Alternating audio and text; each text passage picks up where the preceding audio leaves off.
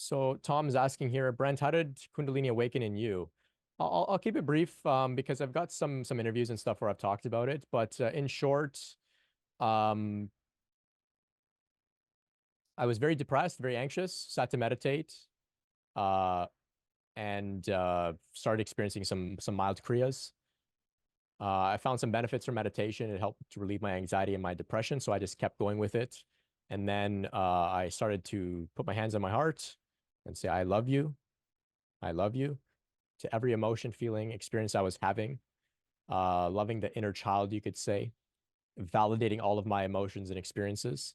I went so deep with this that this triggered this huge energetic explosion of Kundalini.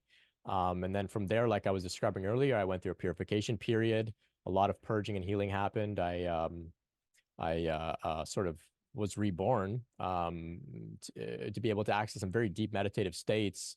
And then from there, a few years later, I underwent another sort of rising in meditation that was less intense.